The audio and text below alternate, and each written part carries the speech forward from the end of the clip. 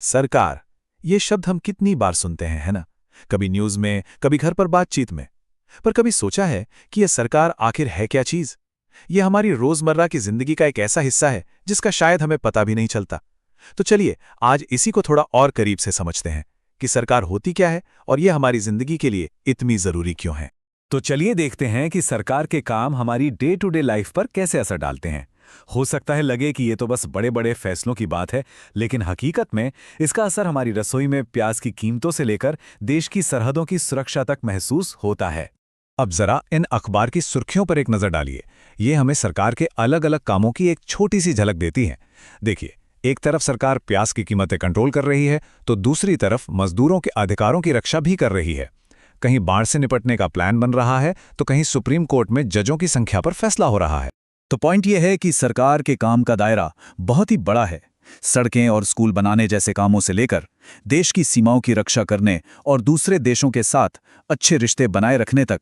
और तो और, जब कोई प्राकृतिक आपदा आती है तो मदद पहुंचाना और ये पक्का करना कि देश में कानून व्यवस्था बनी रहे, ये सब सरकार की ही जिम्मेदारियों में आता है।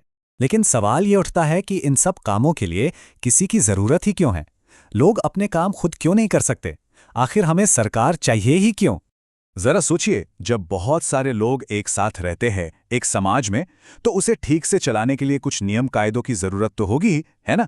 बस यहीं से सरकार की भूमिका शुरू होती है। ये उस बुनियादी जरूरत का जवाब है जिससे किसी भी समाज में एक व्यवस्था बनी रहती है। तो अगर बिल्कुल सीधी सादी भाषा में कहें तो सरकार एक सिस्टम है जो लोगों की तरफ से फैसले लेता है और फिर उन्हें लागू भी करता है। इसका मेन काम है लीडरशिप देना और ऐसे नियम बनाना जो सब पर लागू हों, ताकि पूरा समाज एक सिस्टम से चल सके। और इस पूरी व्यवस्था का, इन सारे नियमों का आखिरी फायदा क्या है? जब नियम होते हैं और उन्हें लागू करने वाली कोई संस्था होती है, तो लोग सुरक्षित महसूस करते हैं, और यही सुरक्षा और स्थिरता किसी भी समाज की नींव होती है। अब सोचिए, भारत इतना बड़ा और विविध देश है। क्या ये मुमकिन है कि कोई सिर्फ एक जगह, मान लीजिए दिल्ली से, पूरे देश को चला ले? नहीं। इसीलिए शासन को असरदार बनाने के लिए इसे अलग अलग लेवल्स पर बांटा गया है। इस नक्शे को देखिए। कश्मीर से कन्याकुमारी तक फैला हमारा देश, इसकी विशालता साफ दिखती है। जाहिर है, इतने बड़े और अलग अलग तरह के लोगों से भरे देश को सिर्फ एक सेंटर से चलाना लगभग नामुमकिन है। इसीलिए सरकार अलग अलग स्तरों पर काम करती है। भारत में सरकार के मोटे तौर पर 3 लेवल हैं। पहला, राष्ट्रीय स्तर, यानी केंद्र सरकार, जो पूरे देश से जुड़े मामलों पर फैसले लेती है। फिर आता है राज्य स्तर, जो हरियाणा या असम जैसे पूरे एक राज्य के लिए काम करती है। और आखिर में है स्थानीय स्तर, जो हमारे गांव, कस्बे या मोहल्ले के मामलों को देखता है। अब ये उदाहरण देखिए, बड़े दिलचस्प हैं।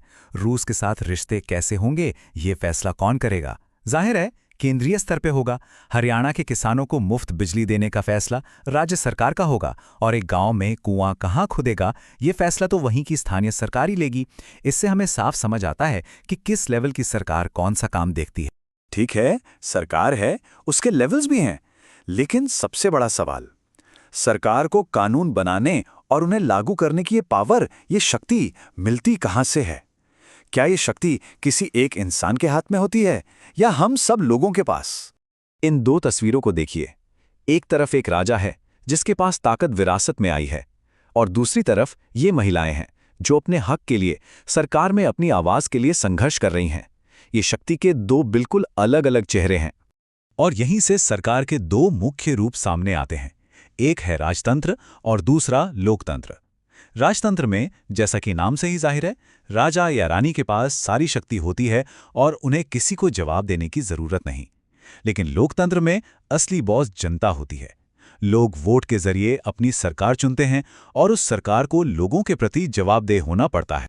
भारत एक लोकतंत्र है।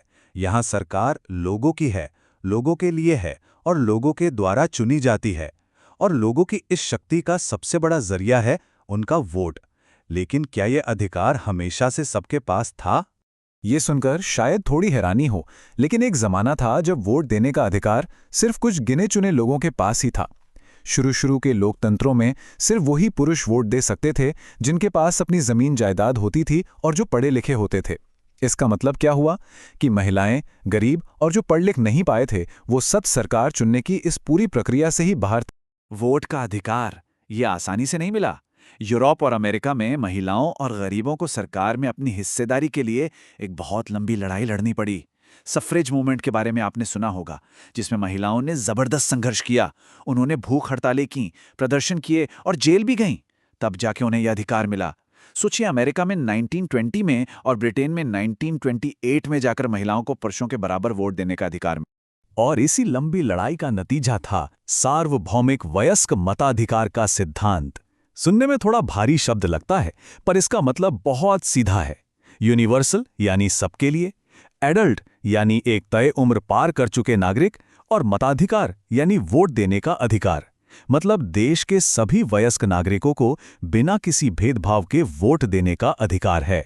भारत में भी गांधी जी जैसे कई नेताओं ने इस विचार का जोरदार समर्थन किया। 1931 में यंग इंडिया पत्रिका में उन्होंने लिखा था कि मैं ये सोच भी नहीं सकता कि जिस इंसान के पास दौलत है उसे तो वोट मिले, लेकिन वो इंसान जिसके पास अच्छा चरित्र है पर पैसा या डिग्रियां नहीं है, उसे कोई वोट ना मिले। तो ये बात साफ है कि वोट देने का अधिकार कोई मामूली चीज नहीं है। ये एक बहुत कीमती शक्ति है जो एक लंबे और मुश्किल संघर्ष के बाद हासिल हुई है। ये हमें उन लाखों लोगों के संघर्ष की याद दिलाता है जिन्होंने इसके लिए लड़ाई लड़ी। तो एक पल के लिए सोचिए, इतनी मुश्किल से मिली इस शक्ति का इस्तेमाल करना आज हमारे लिए क्या मायने रखता है।